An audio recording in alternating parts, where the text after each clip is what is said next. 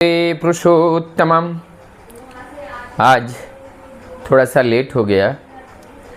सुबह मैं जग ही नहीं पाया।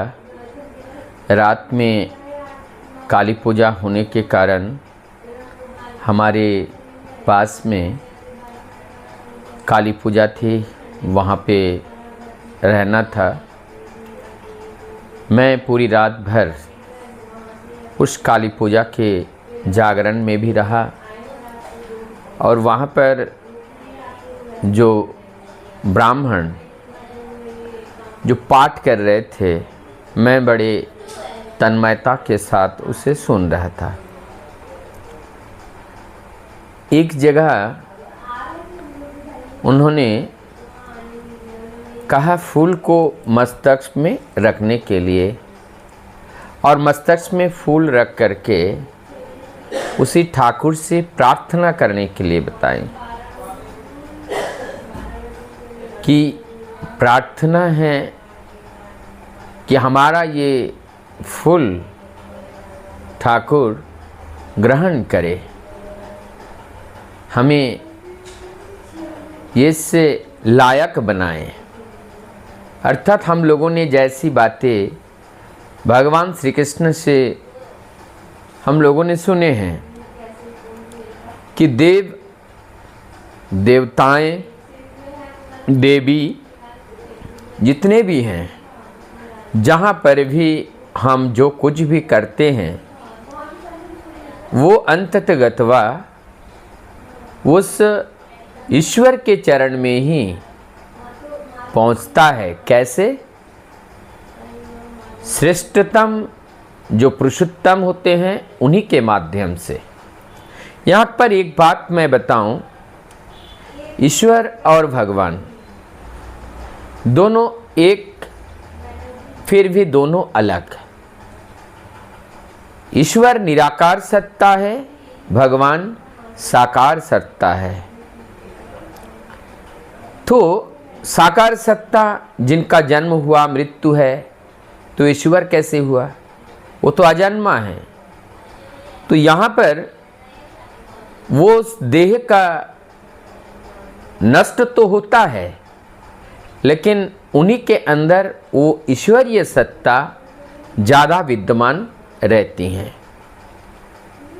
अब बात आती है, जब हम माँ काली की पूजा करते हैं, वहाँ पर जो उस काली पूजा में हम लोग देखते हैं भगवान शिव जी नीचे होते हैं, माँ काली ऊपर उनके सीने के ऊपर एक पैर रख के खड़े रहते हैं। ये प्रतीक क्या है? ये प्रतीक हमें बताती हैं पुरुष और प्रकृति। पुरुष जो आधार है और वो सारे प्रकृति के को पकड़े हुए हैं। प्रकृति बिना पुरुष के नहीं रह सकता है। तो इस प्रकृति को ठहर के रखने के लिए पुरुष की ज़रूरत है। हमने देखा उनके अनेकों रूप है, चंडा, मुंडा, अलग अलग। ये जो असुर आए और समाज को जिस असुर ने नुकसान करने का प्रयास किया, शक्ति उस नए नए रूप में आकर के उस असुरीय शक्ति का नाश किया। ये काली पूजा के महत्व में मिलता है। परमदयाल श्री ठाकुर जी कहते हैं, काली का अर्थ बताते हुए, कराल बदनी, कराल बदनी माँ, कराल अर्थात जो निकाल देता है, जो अंदर करता है, जो निगल देता है, उस चीज का प्रभाव होने नहीं देते हैं। उस दुष्चरित्र, दुष्कैरेक्टर, जो बैड इफेक्ट है, बैड इफेक्ट को होने नहीं देते हैं, उसको निष्क्रिय कर देते हैं, इनएक्टिव कर देते हैं।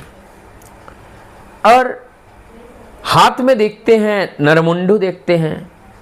इसका मतलब जो हाथ में नरमुंडू हैं, दुष्कृतकारी व्यक्ति हैं, उस अज्ञानता को वो नाश करते हैं। अशी है हाथ में, काटने के लिए 80 अस्त्र है, और एक हाथ में अभय वरदायिनी हाथ है, वो वरदान देती हैं। लेकिन एक तरफ वो अनुशासित करती हैं, दूसरी तरफ वो प्यार करती है। माँ का ये जो प्रतीकात्मक जो रूप है, ये रूप हम लोगों को सीखने के लिए, जानने के लिए, बोध की उदय करने के लिए। वास्तव में काली पूजा करने के बाद प्रत्येक माँ के अंदर अपना मातृरूप का दर्शन नहीं कर पा रहे हैं, तो ये आडंबर के अलावा और कुछ नहीं है। माँ का पूजा किया और उसमें उस माँ के उस शक्ति को संतान के अंदर ट्रांसफर नहीं हो पाया, तो माँ की पूजा सार्थक नहीं होती है।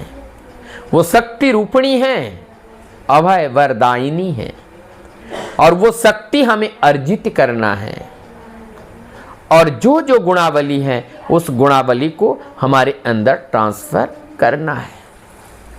शक्ति के बिना क्या कोई कार्य संभव है? कभी नहीं। कोई भी कार्य बिना शक्ति के हो नहीं सकता है। इसलिए शक्ति के जो उपासक होते हैं उसे शाक्त संप्रदाय कहते हैं। और जिसका जीता जागता एक उदाहरण है भगवान रामकृष्ण परमहंस देव जी का आराध्य के रूप में। उन्होंने मृन्मयी मूर्ति को पूजा करके चिन्मयी में तब्दील किया था। इसके मूल में था कि उनके हृदय में वो माँ जागृत अवस्था में